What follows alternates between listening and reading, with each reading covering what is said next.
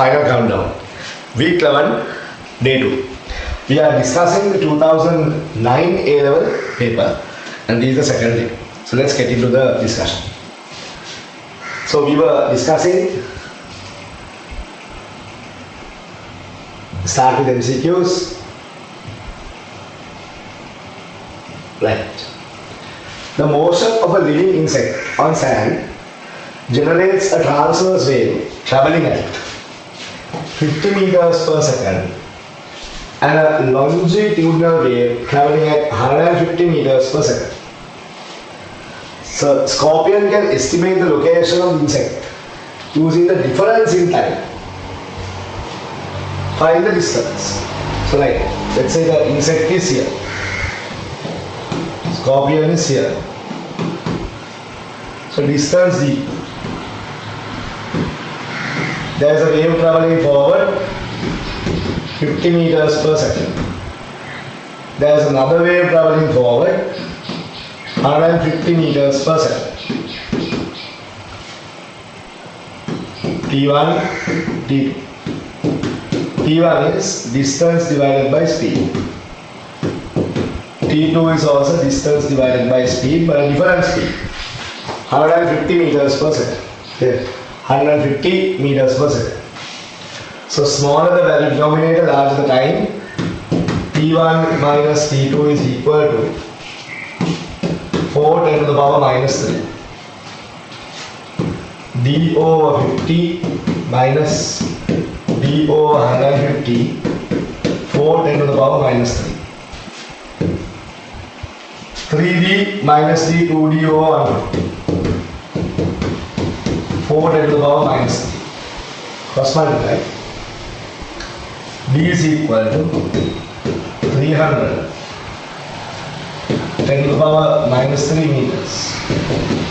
0.3 meters. Answer is answer number 4. Answer is answer number 4. Right. Moving on.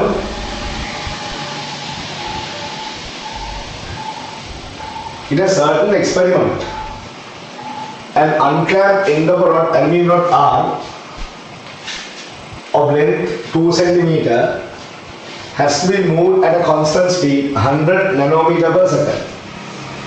The rate at which the temperature rod can be increased for this to happen. Right. So delta L equal L alpha delta theta. So here what we can say is divide both sides by delta T. Delta L over delta T is 100 nanometers per second. Initial length 2 centimeters convert to meters. Alpha value 2 10 to the power minus 5. We can find the rate in which temperature changes. Simplify the relationship. Delta theta over delta T. 100 divided by 4, 25. 25. 10 to the power minus 7, 10 to the power minus 2. 0.25 Celsius or Kelvin per second. 0.25 Celsius or Kelvin per second. So there you go, answer number 1. Easy work. A glass container with a narrow area is filled with a liquid to a high temperature. Expansion of the container is negligible. Forget about the expansion of the container. The rate of change of H with temperature is best represented by. Now here, what will happen? When the temperature increases, expansion of the liquid will take place. Expansion of the liquid will take place. So initially, now this is a capillary tube, no? Narrow area means capillary tube. Capillary tube. Narrow area means capillary tube. So what will happen in the capillary tube? Normally capillary rise will take place. Capillary rise will take place. So what they are saying here is, when we increase the temperature, what will happen? Now here you will observe this part.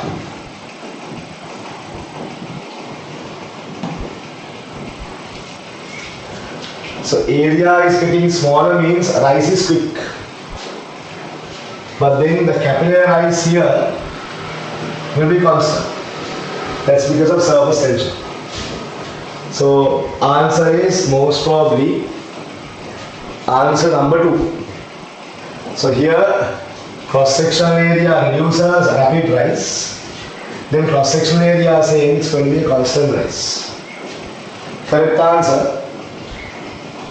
Answer number 2. Question 4. When a person performs a certain task, a weak current 10 microampere is produced along a conducting path of a brain cell. Figure shows a small path of it. Magnitude of the magnetic flux produced by this current element at a point P, a distance 2 cm is, now remember, this is not an infinite length, so delta B is mu naught over 4 pi r square I delta L sin theta.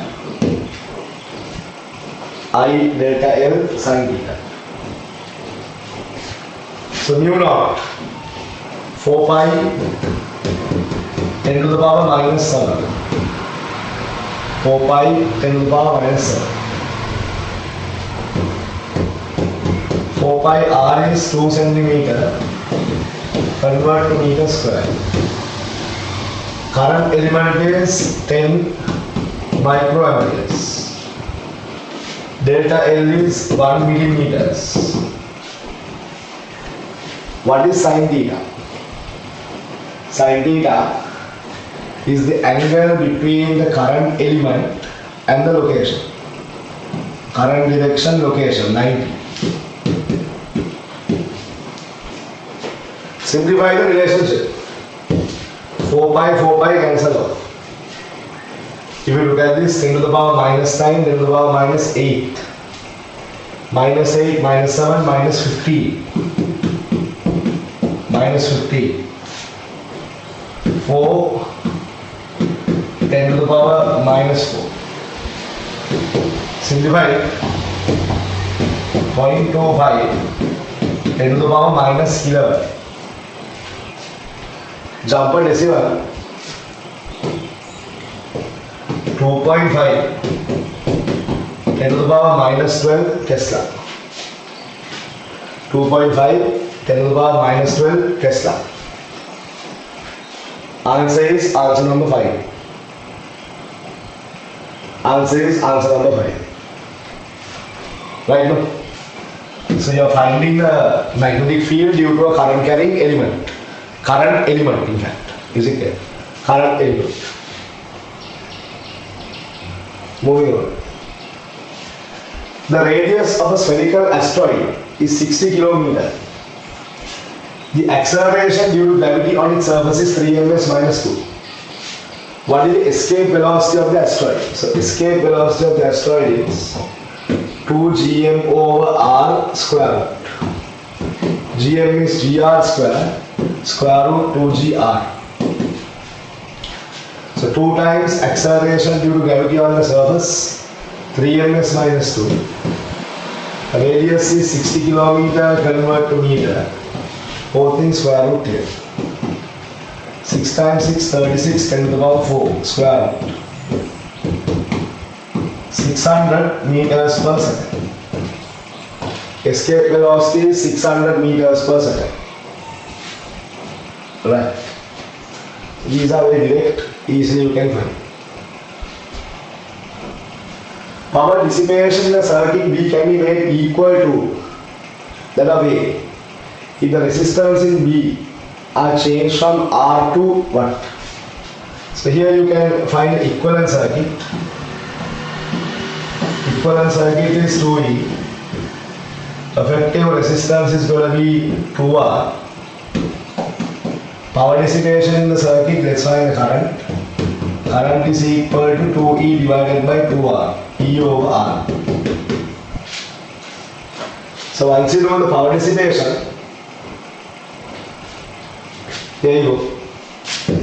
Power dissipation is I square into 2R. E squared over R squared into 2R. 2E squared R. Power dissipation in circuit A. If you look at this one,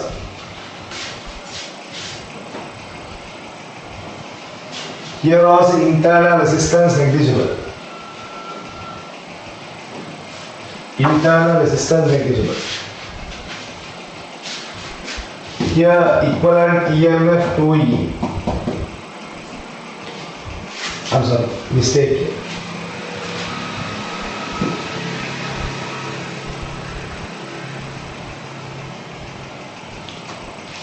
Here R over 2. I will do it like this. This is circuit B. Circuit B. Circuit A. Finish up.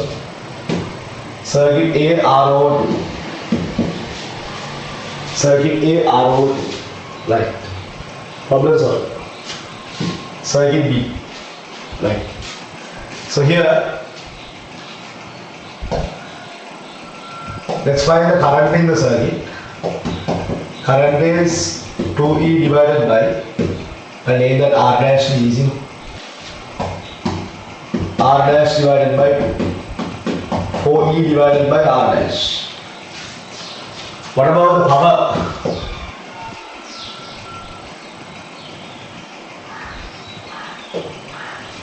Here resistance R, sorry. So we'll get it sorted out. R over 2 by R over 2. Here R. Power through circuit A. I2 squared over R. R over 2. So 4E divided by R whole thing squared. R over 2. 16 divided by 2, 8. 8E squared over R. Power across A. Now circuit B. Circuit B and name is R dash. Okay. Power across circuit A should equal power across circuit B. Power across circuit A, 8E squared divided by R. Power across B is going to be 2E squared divided by R dash. So R dash is equal to R divided by 4. R dash is equal to R divided by 4. So we have your answer number 5. So again I'll explain because this is I have gone for circuit B. This is for circuit A. Right? So equivalent EMF, equivalent resistance. From there I found the current in the circuit. Once you know the current in the circuit, you can find the power. Same way for this circuit, I found the current and the power. So power of A equals power of B. From there you can find the relationship for R dash, which is R divided by 4. R divided by 4. Okay. 4 identical batteries with negligible internal resistance are connected as shown. Current through the batteries are zero in which arrangement? So these are open terminals, minus to plus, plus to minus, plus to minus, plus to minus. Current will exist. Current will exist in that direction. Minus to plus, minus to plus, minus to plus, minus to plus. Current will exist in that direction. Minus to plus, plus to minus, plus to minus, minus to plus. Here 0. Here 0. So as per the view, only answer C. So by applying Kirchhoff law, minus to plus, plus to minus 0. Plus to minus, minus to plus 0. From there your answer is only C. Only C. Question number 8. Two masses, capital M and simple M, are placed on a frictionless horizontal surface, are connected together as shown in the figure. Two masses are pressed together, so there will be equal opposite forces acting. Acceleration of simple M is A. So let me apply F equal ma, force here, mass into acceleration. Now apply F equal ma on capital M. Force is simple ma.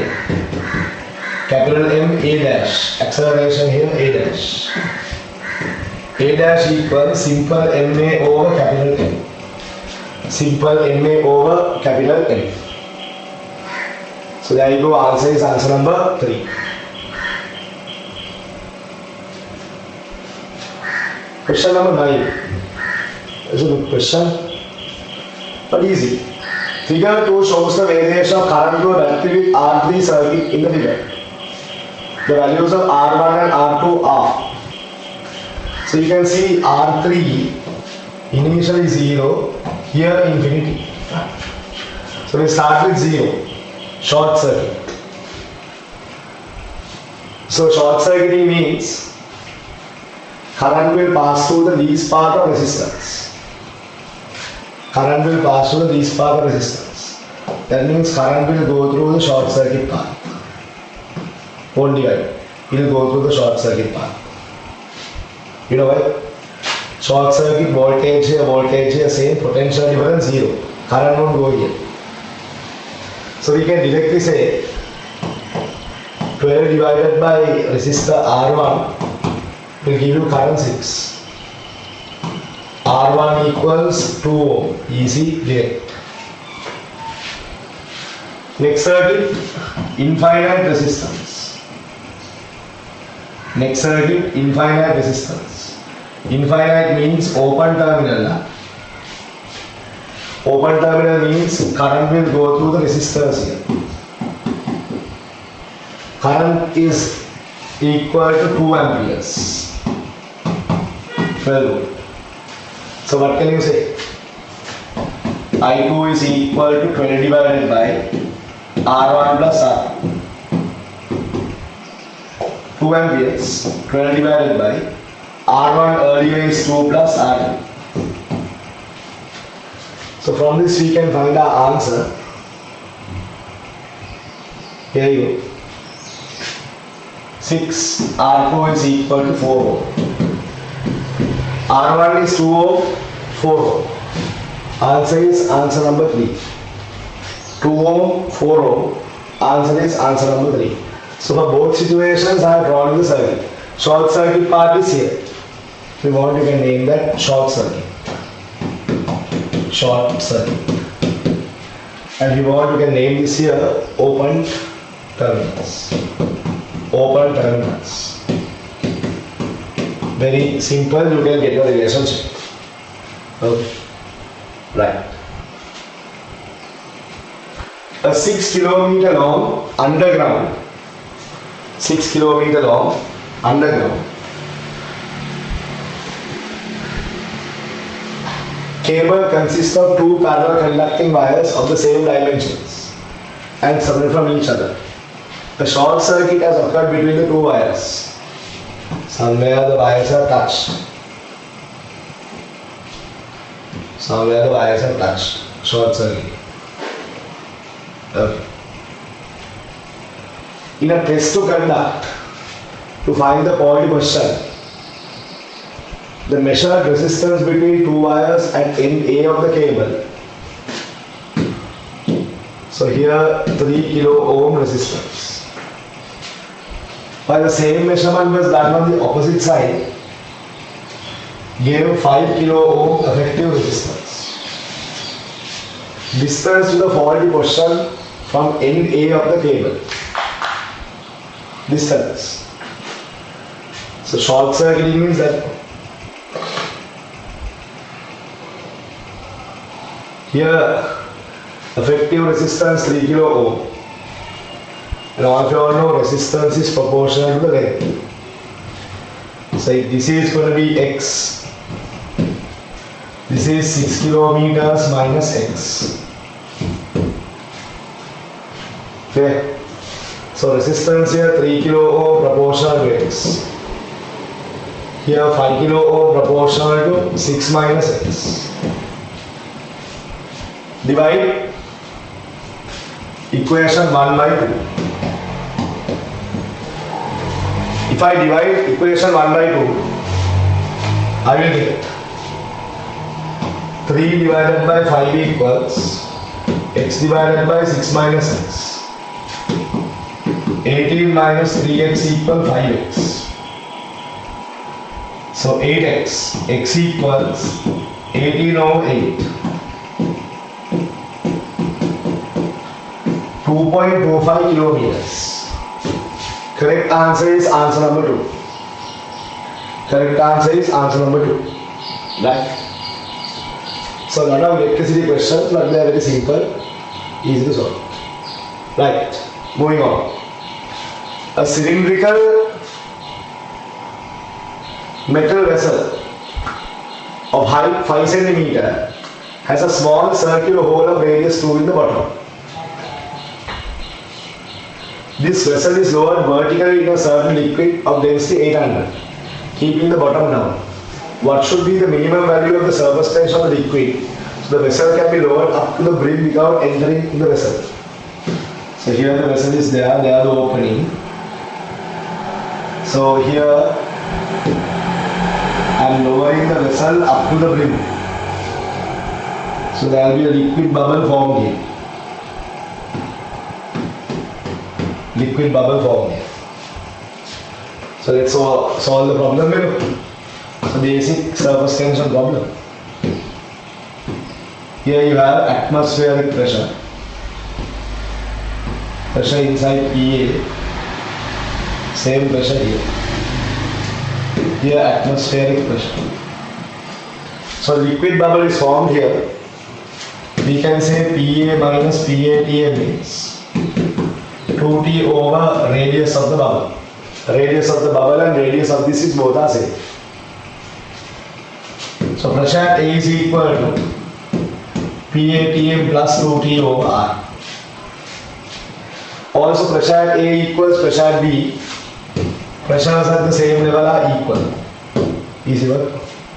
Pressures at the same level are equal.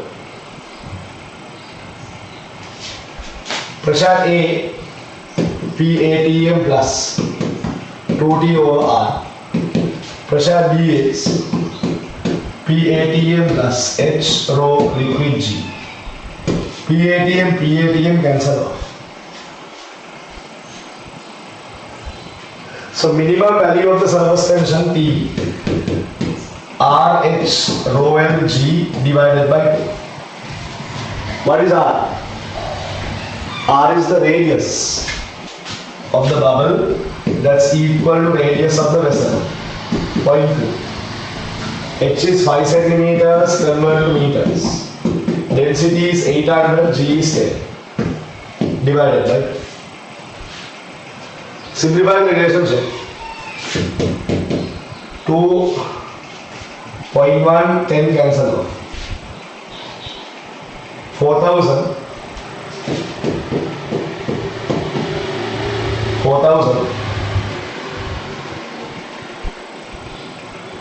10 to the power minus 5. 0.04 Newton per meter. Force per length, yes. 0.04.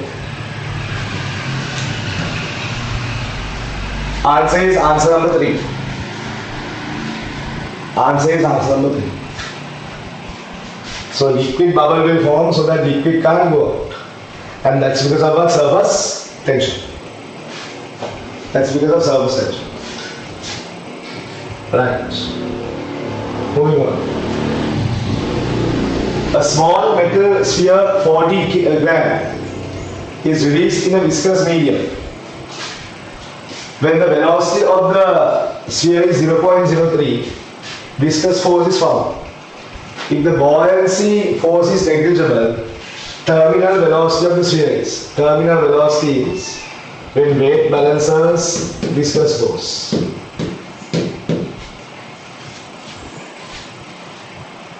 So here they are telling you viscous force is given by 6 pi eta RV. Viscous force is 0.1. 6 pi eta we don't know. Eta we don't know. Radius of the sphere also we don't know. 0.03. So this coefficient 6 pi eta R you can find 10 divided by 3. Weight of the object 40 grams convert to kilograms into G. 6 pi eta R 10 divided by 3 terminal velocity. Simplify this carefully. G and 10 cancel out. 120 10 to the power minus 3. That's 0.12 meters per second. 0.12 meters per second. Answer is answer number 3. 12th one. Answer is answer number 3. So from the first you find the relationship for 6 pi eta RV. 6 pi eta R. Substitute here you have your relationship. Right. Moving on. Radioactive element thorium transforms to stable lead after several radioactive decays. The number of alpha and beta minus particles emitted. So thorium 232.90 becomes lead 208.82. So look at this carefully. First 232, 208. What's the difference? 24. 24 means how many alpha particles? 6. 6 alpha particles, 4 2. 6 alpha particles, 4 2. So here 12. 90 minus 12 is 72, 78. How did it become 82? That's because they are adding beta minus. 4 beta minus particles. 6 alpha particles, 4 beta minus particles. Correct answer is answer number 2. Correct answer is answer number 2. So very simple. 232 minus 208. How much? 232 minus 208 is going to be 24. How many alphas are there? 4 divided by 4. If I divide this by 4, I get 6. Then 6 times 2 is 12. 90 minus 12 is 78. How did it become 82? Beta minus 1 has come 4. 4 beta minus is added. Right?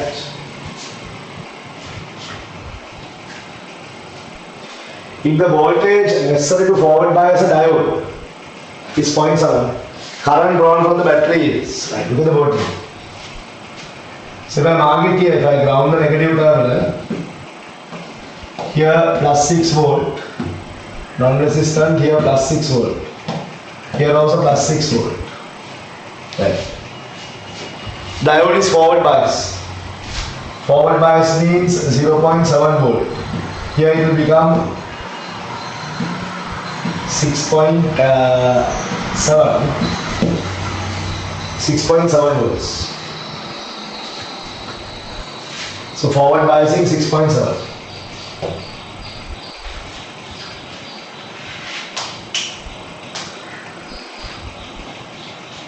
Right. Think carefully. Here 6.7. So an interesting relationship. If you mark the potentials, 6 volt here, 6 volt here, For this to be, it should be 6.7. That is highly impossible. Voltage can increase. That part is not there. Right. Then here potential 0. High potential, low potential. Current will go this way.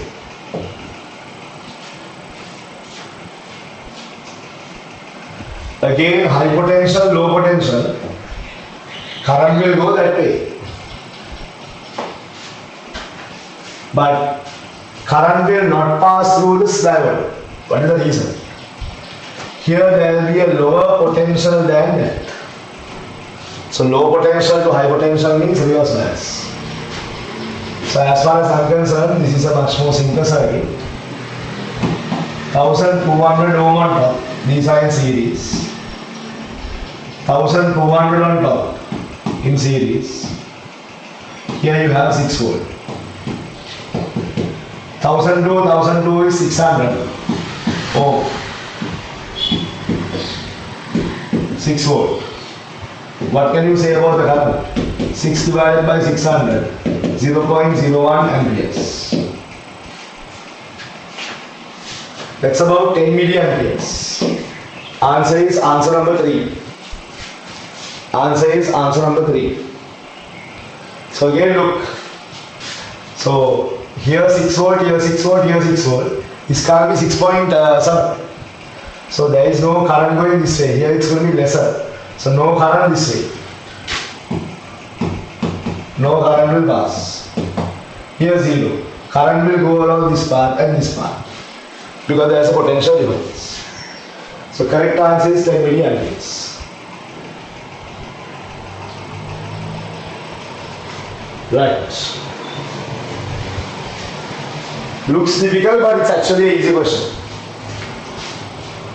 Which of the following curves correctly represents the variation of voltage gain in the figure? Now these are open loop or closed loop. Part of the output is given back to the input, so closed loop. Closed loop means you can apply golden rules. Before that, no current input. First golden rule, V plus equal V minus. So V minus is also equal to V1, right? V minus also equals V1, okay.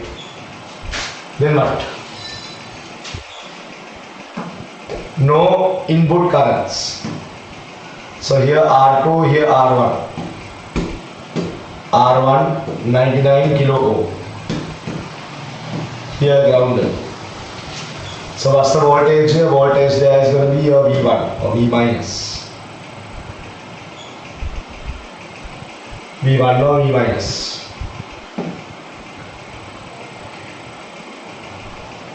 V minus equals V1, right? So how do I find V1? Resistance into total voltage divided by R1 plus 99. Okay. Right. So we have output over input. Output over input. R1 plus 99 divided by R1. 1 plus 99 over R1. Okay.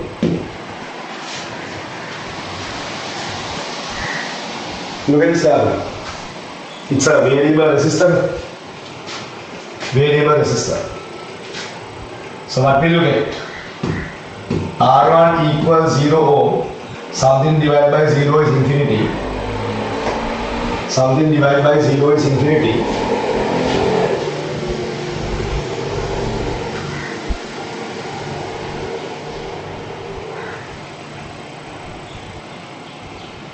Sorry. Change from 1 kilo ohm to infinity. That's it. So 1 kilo ohm, not 0. So 1 kilo ohm. Okay, none of the answers go to infinity. 1 kilo ohm. So what is your output to input? 1 kilo ohm is going to give you 100. So 1 kilo ohm gives you 100. 1 kilo ohm gives you 100. So it's not negative. These are your answer. These are your answer. Right. Moving on. Next is infinity. Next is infinity. R1 tends to infinity. Something divided by infinity is 0. Therefore, V0 over V1 tends to become 1. Tends to become 1. So,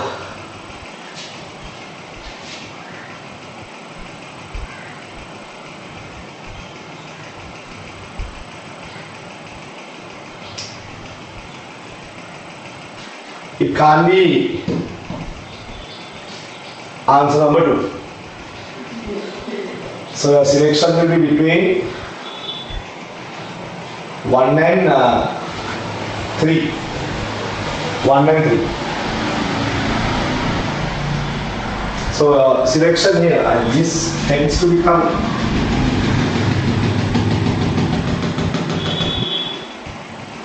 asymptote is created.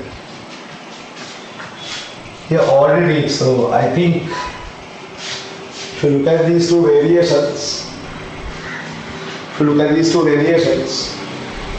most suitable will be, because it's asymptote, answer number 1. This has of course reached, I think, 1, just got and touched there. So most suitable answer is answer number 1. Right? 2 NOT gates are connected as shown in the figure. 2 NOT gates are connected as shown in the figure. Consider the following logic combinations. Inputs Q1 and Q2. So NOT gates, logic level for Q1 is 0. Q2 is also 0. So 0 means 0 should actually become 1. 1 should actually become 0. This is not correct for both. Next up. Logic level Q1 0. Q2 is equal to 1. Q1 0 means 1. Okay. 1 here means 0. That's correct. Next one is 1 here. Q2 is 0. Q2 is 0, right? 1 and 0. 1 means 0. 0 means 1. Correct. D. 1 here, 1 there.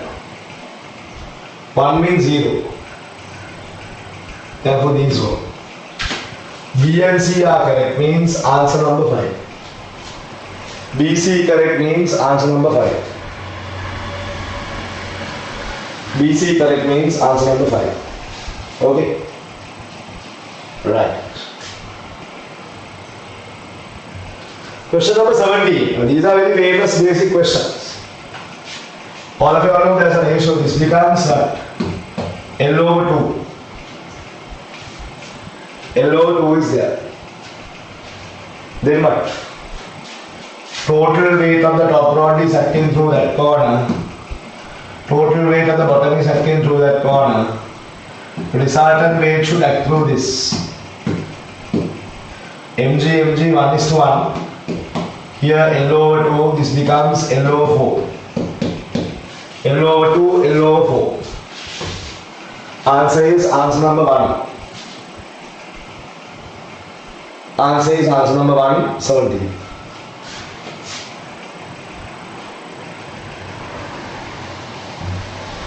A simple pendulum hung from a series of elevator period time t.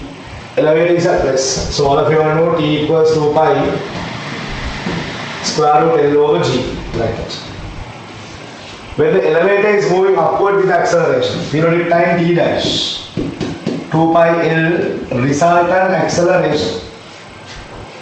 Now what's the resultant acceleration when the pendulum is going up or when the lift is going up?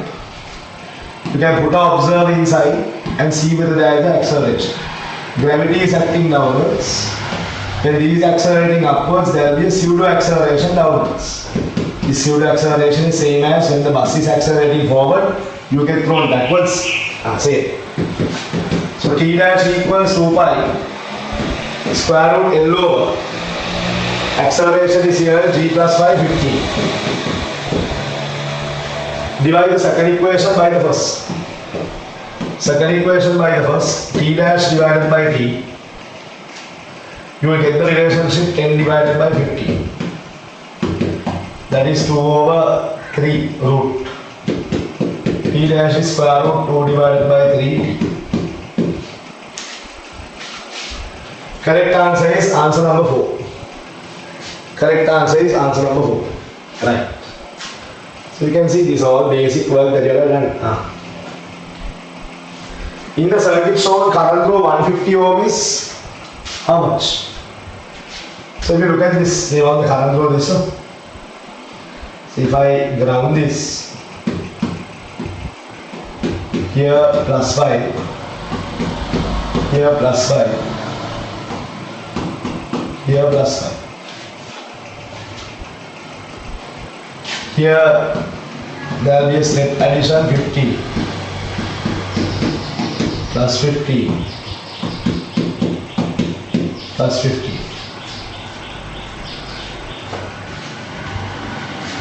So what will you get? What's the current? How will you mark it? Well, what you can do here is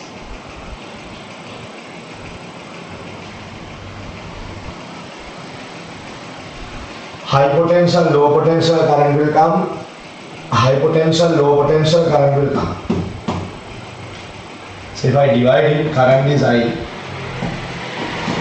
I1 here, I2 there. Here it's going to be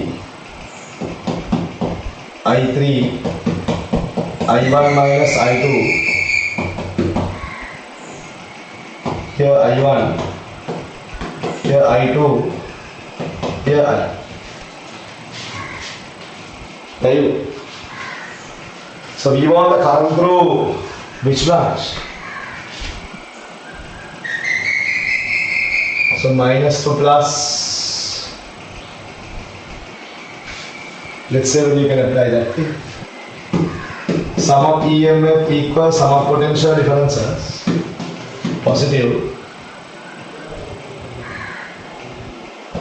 Positive 150 I3. I3 is equal to 15 divided by 150. 0.1 amperes. 0.1 amperes, answer number 3.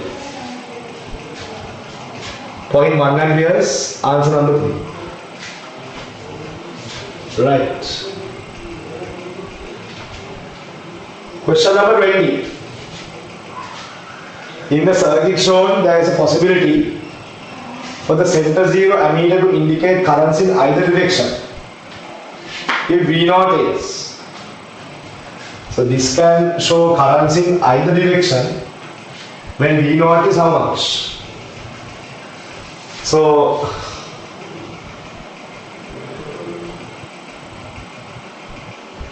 V0 is the voltage there. So deflections in both directions. Clear? Deflections in both directions.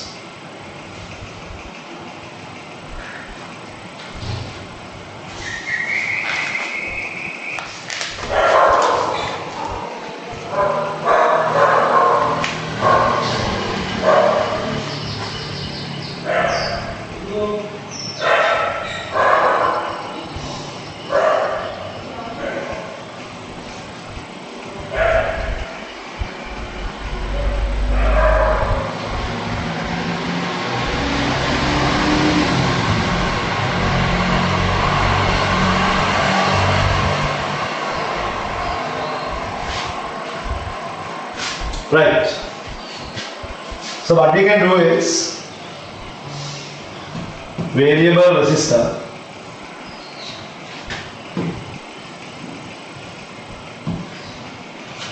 What if this is indicating or touching here at the bottom? Minus to plus. Ammeter.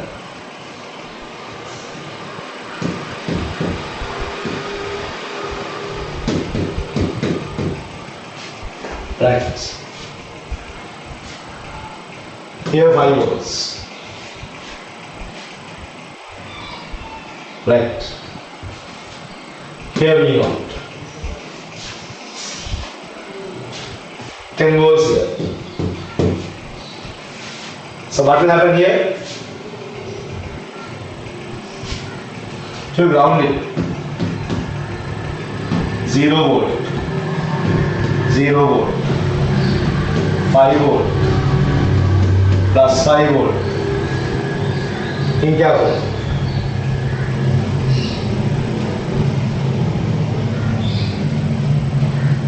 Here,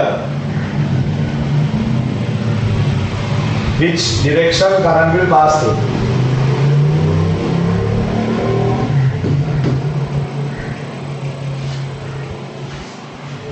Which direction? So here there is a drop, here increases, here drop, again becomes 0.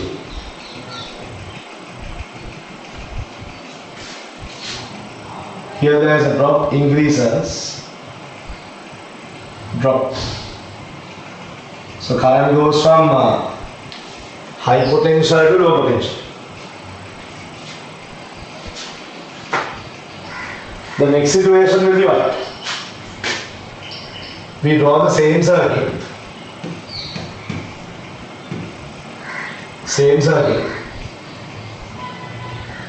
Now it's touching here. Ammeter.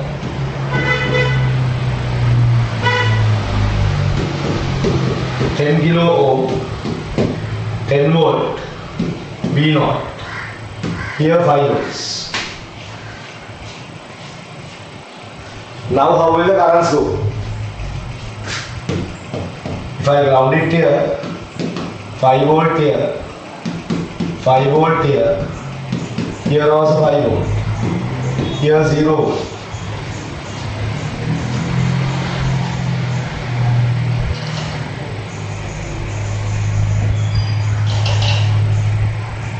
So in the circuit shown there is a possibility for a center zero ammeter to indicate currents in either direction in V naught is how much? So here high potential, low potential, here also may be a path. The current might be able to go that way. So these are your situations. So here current can travel this way. This situation here, current can travel in the opposite way. Current can travel in the opposite way. Right. Look at the board carefully.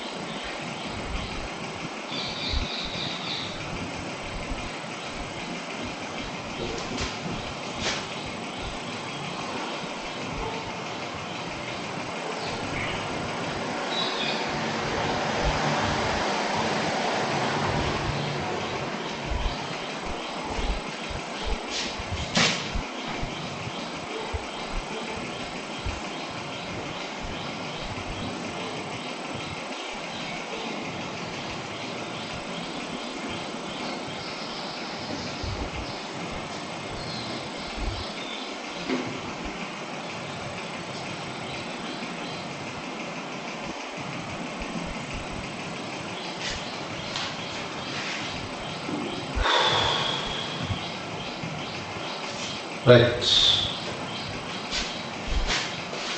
MCQ 20. Look at this. Even though when you see it directly you can't look at it, you should realize this is like a potentiometer. This is like your primary circuit, this is like your secondary circuit. So this voltage is 5 volt. Across the balance wire 5 volt. Okay? Across the balance wire 5 volt. For you to get a deflection in both direction. Deflection in both direction means there should be a balance point. Balance point means the effective EMF here should be less than 5 volts. The effective EMF here should be less than 5 volts. Don't misunderstand it. Effective EMF here less than 5 volts. So if you hit 10 volts, for the effective to be less than 5 volts, this should be more than 5 volts. Simple logic. Okay. So these like your primary circuit, these like your secondary circuit. This 5 volt is acting across the balance wire. For you to get a deflection in both directions, that means the effective EMF here should be less than 5 volts. Then only there is a balance point. There is a deflection in opposite direction means there is a balance point. So that can be achieved only if the effective EMF is less than 5. Less than 5 means this should be more than 5. So more than 5, it can't be 1. Minus plus, plus minus, it will be 9, can't.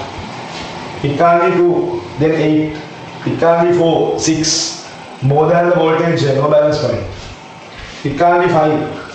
5, 5. 5, 5 means exactly at this corner there will be balance point. It can be 6. Minus to plus, plus to minus. 10 minus 6 is 4, there is a balance point. So correct answer is answer number 5. Right then. If we consider this as a potentiometer,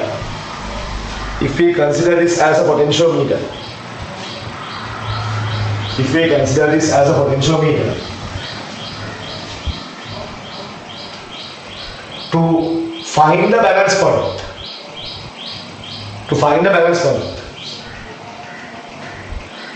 balance point, the effective EMF in the secondary circuit, should be less than 5 volts. Should be less than 5 volts. To achieve this, the V0 value,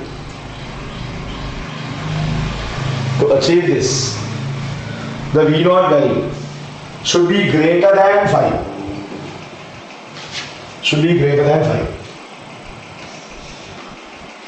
Then we can find the balance point.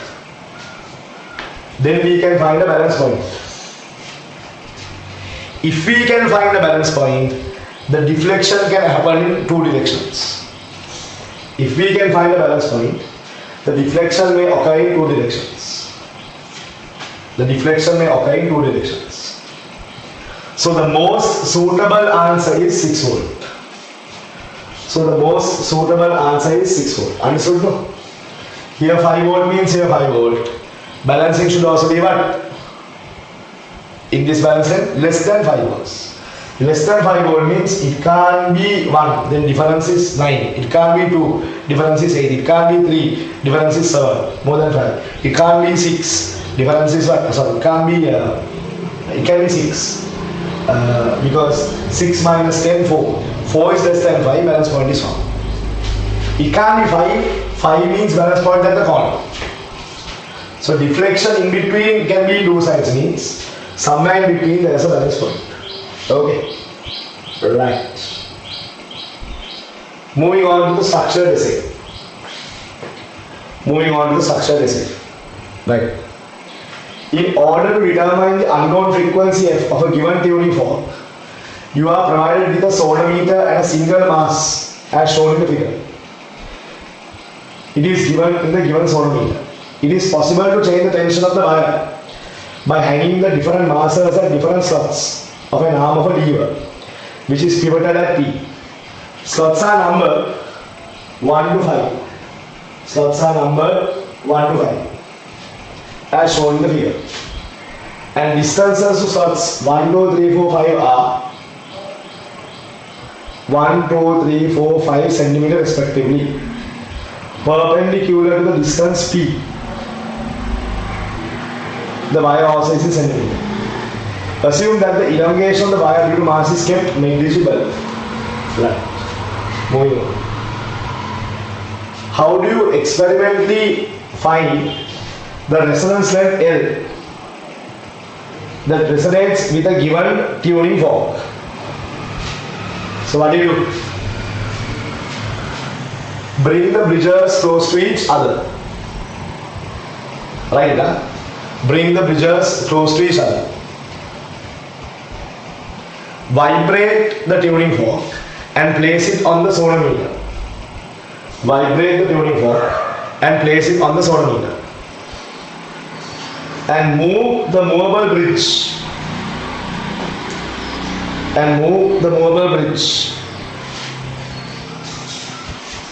Until the paper rider place. Until the paper rider place. Between the bridges will fly off. Paper rider place between the bridges will fly off. And we then measure the resonant length. Okay. Right. Write down an expression for L in terms of F. In terms of F, tension, mass per length of the wire. So they are telling you unknown frequency, fundamental resonance. So what we can say here is F equal 1 over 2L square root T over simple L. L equal 1 over 2F square root T over simple L.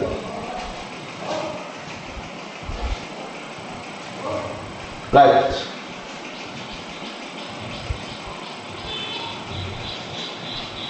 Part C. Mass M is hung from each slot corresponding to the values measured. When the mass is hung from slot 1, 2, 3, 4, tension in the wire is mgn. How do you obtain this relationship? So if you go here, look at this carefully. Slot distances are there 1 centimeter gaps. So mg times slot number. So this is 1 centimeter, 2 centimeter, 3 centimeter, 4. So 1, 2, 3, 4, 5. N number of slots. So here the moment will be.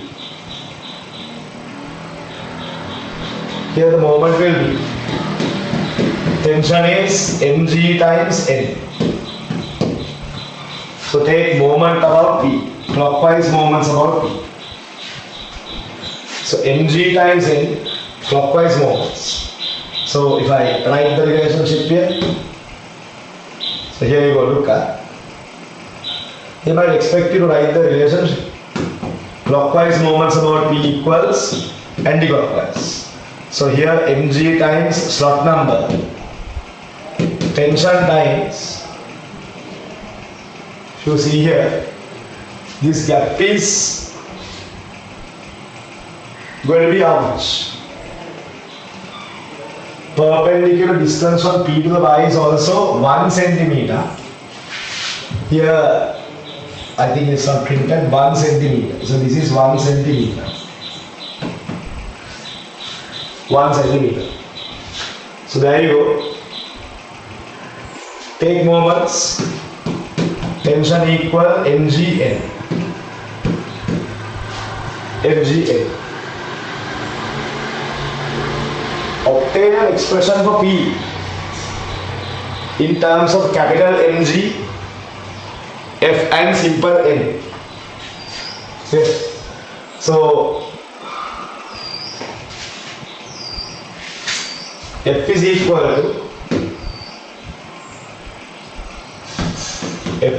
to 1 over 2L T over simple n. F is equal to 1 over 2L capital MGN over simple n.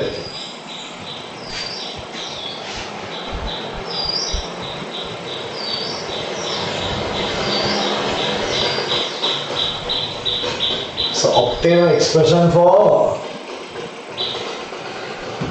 here it should be L square. L square. Nah? So looking at this, F square 1 over 4L square mg simple n over n. Simplify the relationship.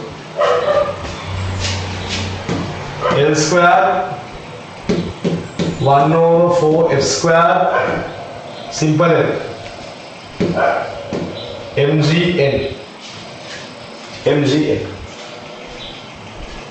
So mgn 4F square simple n. There you go. Maximum tension that the sonometer wire can bear without producing a significant elongation is 54 newtons.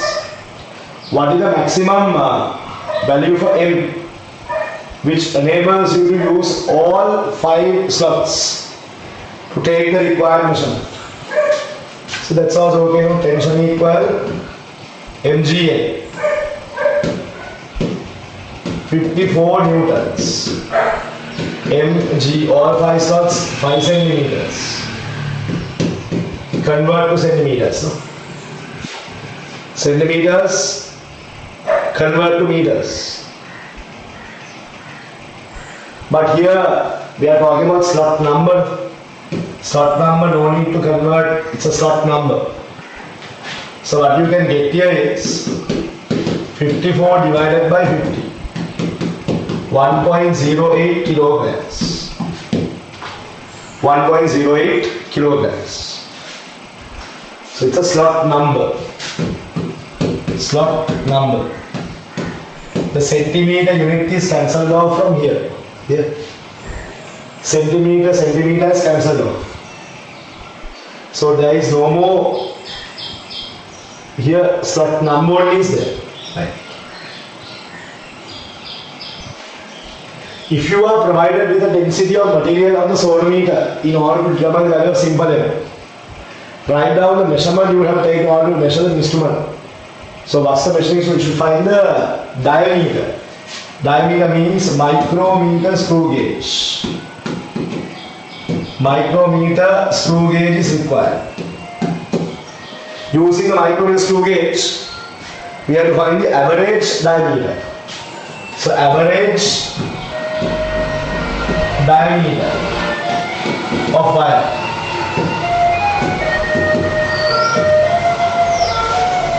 Average diameter of wire. They have asked the appropriate instrument here. So here you can write the micrometer screw gauge. Micrometer screw gauge. Right. L squared versus here L squared versus N graph is wrong. L squared versus N graph is wrong. I hope you remember. L squared is equal to mg over for f squared simple n times n. Right? L squared is equal to mgn for f squared simple n.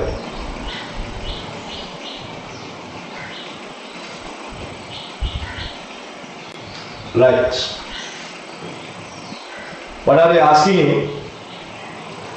They have drawn a graph. They want you to obtain the numerical value for the quantity of the graph. In order to find f we need gradient. So you will find the gradient here. So how will you find the gradient? First you must select the point. This point is a good point. What else? Here if you go,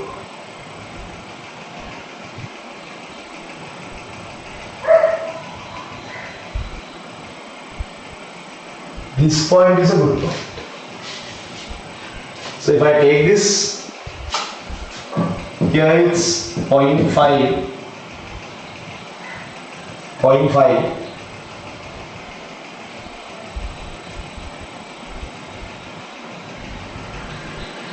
So how will we divide this? 1, 2, 3, 4, 5, 6, 7, 8, 9, 10. So 0.005.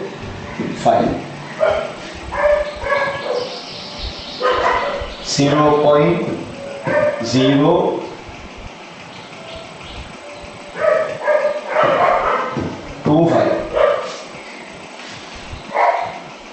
Okay. If you go here, x 4.1,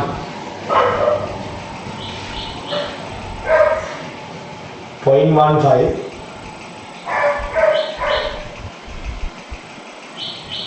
0.15,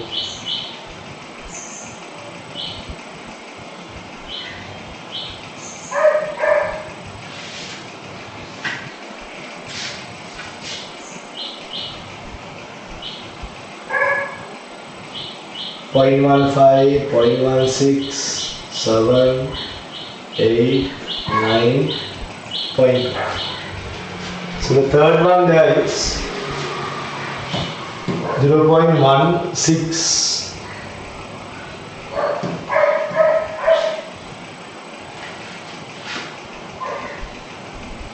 0.16.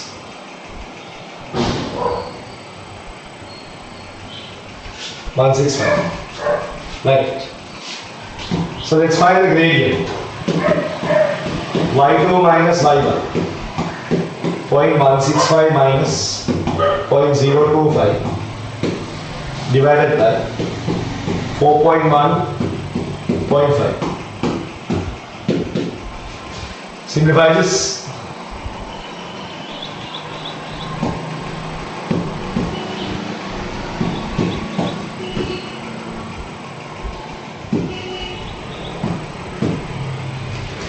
Jump a decimal.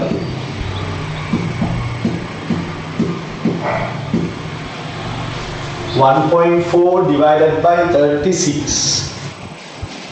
1.4 divided by 36.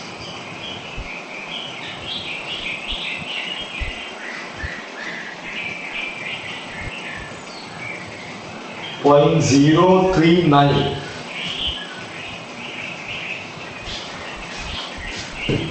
0.039. Okay. 0.039. What about the units? Here it will be Newton. Here it's going to be per second square. Frequency kilogram per meter. This is kg ms minus 2. Kilogram. Meter square s minus 2 cancel off. So your answer here will be, put the units carefully, kg s minus 2 meter square. 0.039 meter square. 0.039 meters square. Okay. Right. Then what are they asking? If m is 0.5, simple n is given, find the value of that. So I will keep the value here and solve it. So the gradient of the graph mg divided by 4f squared simple n. 4f squared simple n. Gradient is 0.039. M is how much? 0.5. M is 0.5 times 10. 4 f square. Simple n 2 10 to the power minus 3. 2 10 to the power minus 3. From this, if you simplify, f square is equal to 5 divided by 8, 10 to the power minus 3, 0.039.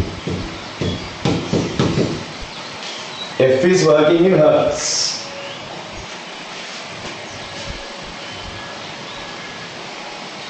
Five divided by 8, 0.039.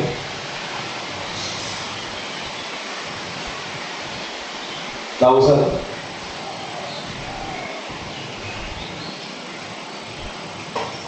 126.59.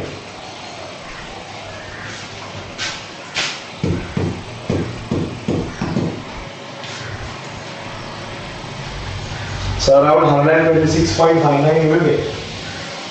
So depending on the decimal places of your values, that also slightly might change. Okay, right.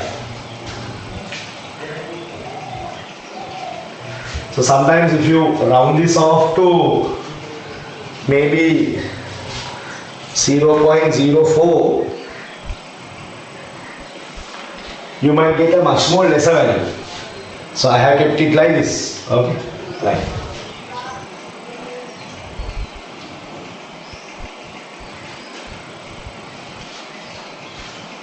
Essay question. Essay question.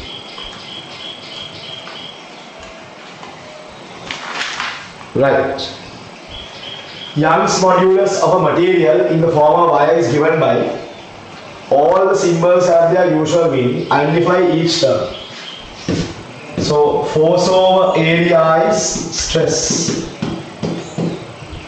Delta L over L is strain. Delta L over L is strain. Delta L over L is strain. Right. Moving on. Figure shows a characteristic curve of elastic behavior. Identify points x and y. So x and y. X is proportionality limit. Hooke's law is there, you know. Proportionality limit. Fracture form. Fracture form. So this is like a glass or some brittle material. Two uniform nylon strings, each of length L and 2L, similar cross section, are separately fastened to a rigid oval shaped frame. Okay. Both strings are stretched with negligible tension. The strings lay perpendicular to each other. There you go. Now force is applied to the point of contact of the string and perpendicular to the place of pulling the string out or down. If X is the depression of the contact of the strings due to application of the force. So here they are shown there. Write down an expression for the increasing length. So I think if you look at this carefully, you can see this is L, this is X. I think I'll do the calculation here, it's easy for you. So here bisectant of L. This is L squared plus X squared square root. Here also L squared plus X squared square root. So new length is this length. 2 times L squared plus X squared square root. Here it's going to be L over 2. Here it's going to be L over 2. So L squared over 4 plus X squared. That is L squared plus X squared square root. L squared over 4 plus X squared square root. Right. There you go. So write an expression for the increase in length of the two strings. So delta L is equal to, if you write the 2 times L square plus X square minus 2. 2 times L square plus X square minus L. Increasing length of 1y is given. There. Increasing length of 1y is given. This is the long string. Longer string. What about a shorter string? Shorter string, longer string. 2 times X squared plus L squared over 4 minus L. Minus L.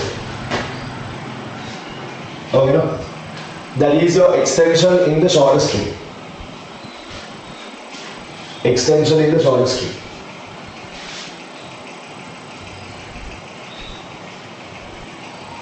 Okay.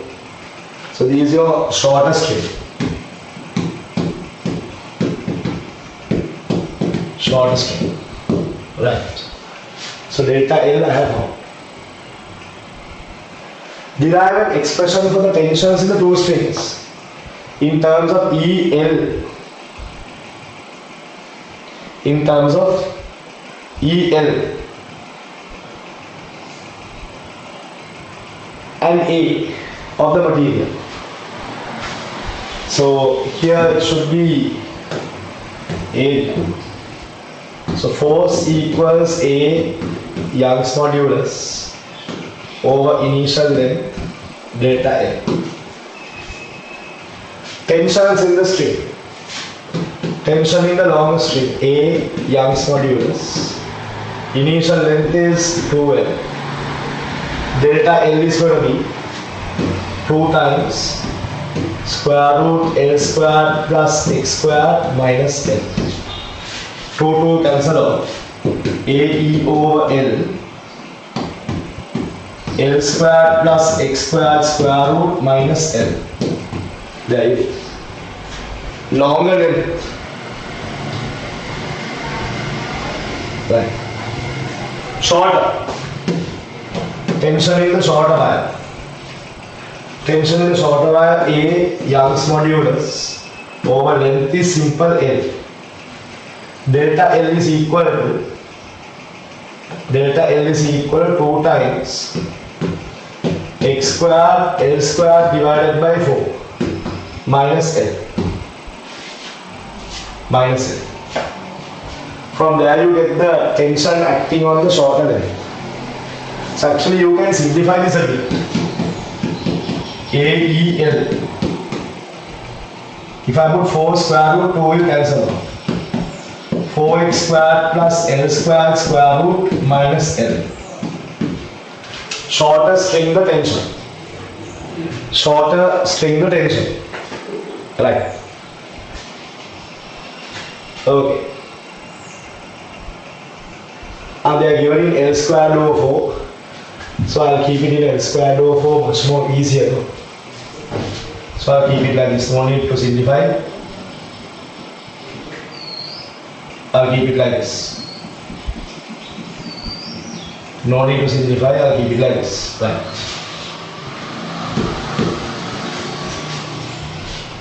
Moving on. X is 0.5, L is 10. They are given you values. If X equal 0.5, show that the tension in the shorter string is higher. So tension in the longer string, AE over L, L squared plus X squared square root, 10.0125 minus initial length is 10 centimeter. Centimeter divided by centimeter here, easier.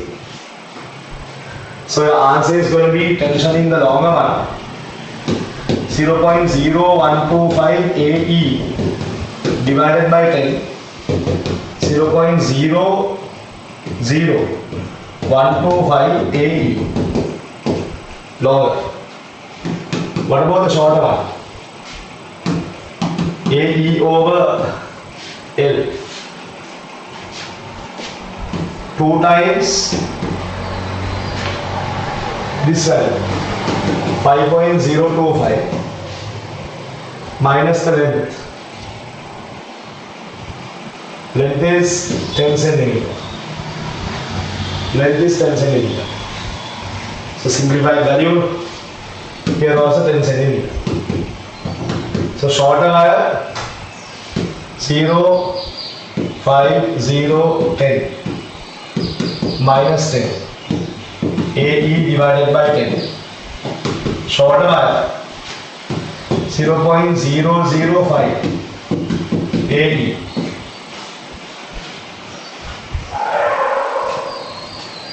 What can you say here? Tension in the shorter wire is larger than tension in the longer wire. Tension in the shorter wire is greater than tension in the longer wire. Okay? Tension in the shorter wire is greater than tension in the longer wire. Right. Explain qualitatively how the two tensions behave as applied to a point of contact. As the applied force increases. So what will happen is, when you keep applying the force, the shorter wire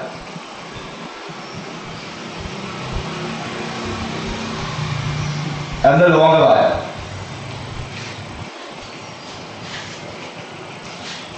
for the same applied force proportionally it will increase. So the shorter wire will reach the proportion limit first than the longer wire. So shorter wire will reach proportion limit first than the longer wire. So this is let's say tension and length. Tension and length or increasing length. Okay. So here when you increase the length, let's say strain, shorter wire will reach the proportional limit first, like that. When the force is increased, the shorter wire will reach the proportional limit first, then the longer wire. Draw rough sketches of the tension versus extension graph and label it. So tension versus extension graph. Shorter wire will reach first, then the longer wire. Same material, but it will reach first. Shorter wire will reach first, longer wire will reach the same location a bit later. So these were shorter wire, these were longer wire. Right. Suggest the method which enables both strings to reach the condition depicting X simultaneously. So why is the longer wire reaching later? Because it will take some time to reach the required tension. So what you can do is, apply an initial force on longer wire before extending. So you apply an initial force already on the longer wire. So quickly both will reach the same what? State together. Right. Second essay. Letters, numbers, images printed by certain computer printer consist of a large number of small circular dots just touching one another. A simplified diagram of a system which illustrates only the relevant parts of the ink are shown. Use the dimensions given in the figure for necessary calculation. Right. As shown in figure 1, the ink droplet gun sends a stream of neutral spherical ink drops towards the paper on which the printing is to be done. Appropriate movements in the system will give rise to printing in order to letters, numbers and images of the paper. Only some of these droplets must be allowed to hit the paper. Rest of the droplets must be prevented from reaching the paper. This is done by charging only those drops that must be prevented using electrogun and deflecting them into a gutter by means of electric field. Right. So it's an electric field question. Assume that each spherical drop emitted by the ink has a diameter d. Each drop produces a circular dot which diameter is 25% larger than d. Find the value of d to be printed to be able to print 200 dots per centimeter. So 200 dots is 1 centimeter. So increases by 25%. So 1.25 d. Okay. 1.25 d.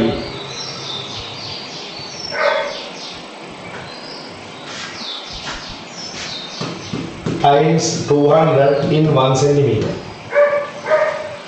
D is equal to 1 over 1.25 200. 2.5. 2 more zeros. So 1 over 250. 0.004. That's in centimeter. Here also 0.004 centimeters. 0.004 centimeters. If I convert this to meters, 1, 2, 3, 4, 10 to the power minus 5 meters. 4, 10 to the power minus 5 meters. Right. The ink droplet gun shoots horizontally towards the paper. Velocity 20. Calculate the vertical displacement of a neutral drop due to gravity when it's hitting the paper 4 millimeters away. So projected velocity is 20. Vertical displacement here you go. 4 millimeters away. So S equal ut plus half at square. 4 millimeters convert to meters. 20 times t, no acceleration. 0.2 10 to the power minus 3. 2 10 to the power minus 4 seconds. Vertical displacement S equal ut plus half at square vertically downwards. Vertical displacement y.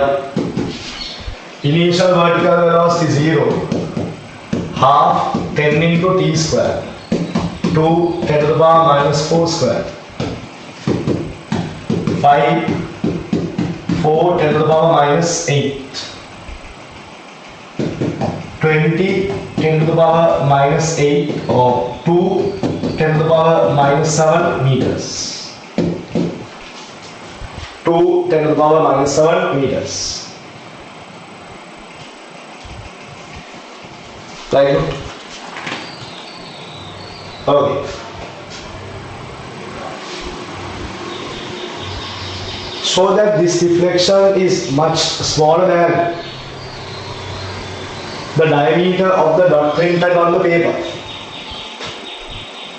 So diameter of the dot printed on the paper is 1.25 d. So 1.25 d, 1.25 4 10 to the power minus 5.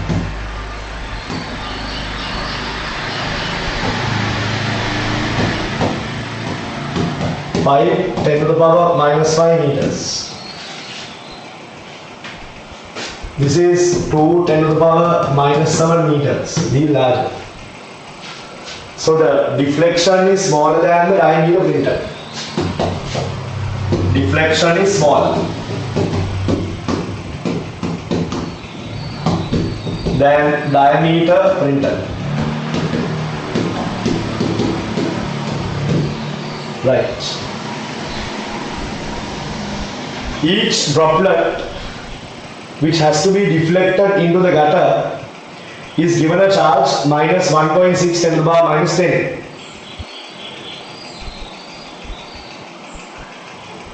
From an electron gun measure, a potential difference 50 volt is applied between the parallel plates. If the droplet moves across the electron beam, time required for the to pass. So looking at this, you can say distance divided by the speed.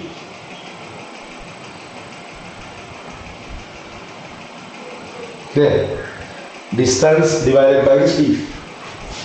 Speed is 20 meters. Diameter 4 10 to the power minus 5 over 20. 0.2 10 to the power minus 5. 2 10 to the power minus 6 seconds.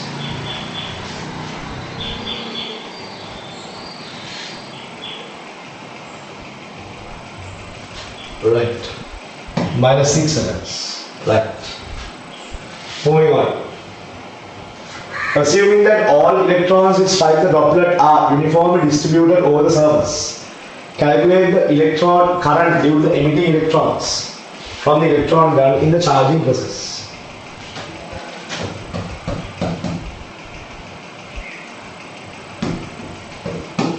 Q over T. Amount of charge 1.6 10 to the power minus 10. Time taken 2 10 to the power minus 6.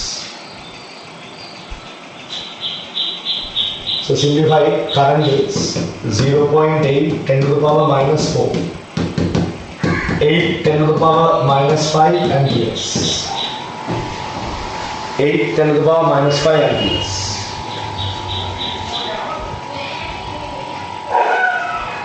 Find the electric field intensity between the plates. E is equal to potential difference over distance. What is the potential difference? 50 volt. What's the distance between the plates? 0.5 millimeter. 50 volts. 0.5 millimeter. 50 10 to the power 3. 0.5.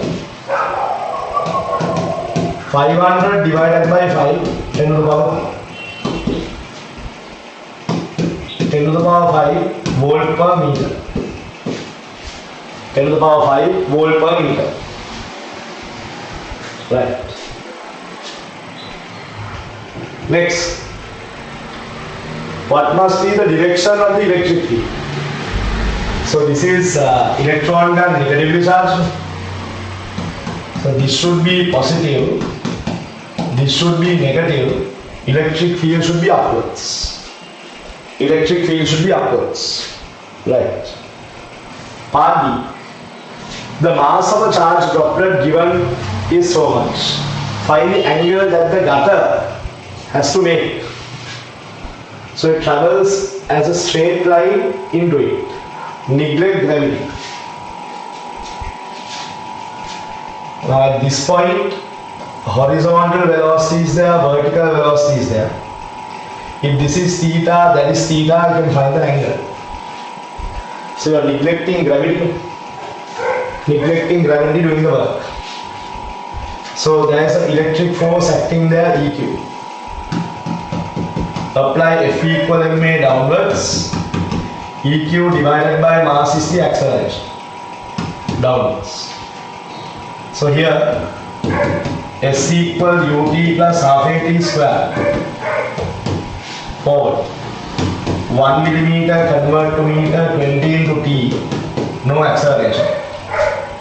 Time is equal to 0.05, 10 to the power minus 3, t is equal to 5, 10 to the power minus 5 seconds. Right. Then what we can do is, once you know the time, let's find the force acting. So S equal or horizontal vertical velocity. V square equal u square plus 2as vertical downward. Starting vertical velocity 0. Initial vertical velocity 0. 2 times EQ over simple m. If you put this equation, you should know the displacement. So without this equation, we can use V equal u plus a. Using V equal u plus at, we can get a relationship for the velocity. So V is equal to u plus at vertically downwards. EQ over simple m into time. So vertical velocity E. We found the electric field 10 to the power 5. Charge of the particle. Charge of the particle already we know 1.6 10 to the power minus 10. Time is 5 10 to the power minus 5. Mass is equal to 4 10 to the power minus 11. 4 10 to the power minus 11. From this,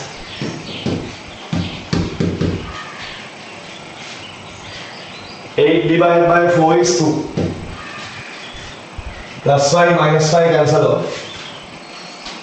20 meters per second. Look at the board camera. Horizontal velocity is 20. Vertical velocity is 20. Resultant velocity is straight line. This is theta. Tan theta is equal to opposite to adjacent. That's 1. Theta is equal to 45 degrees. So the angle made with the horizontal will be 45 degrees. Okay? Right. So that concludes week 11, day 2 of final countdown. So I'll catch you all tomorrow with day 3, week 11. Keep working, stay safe.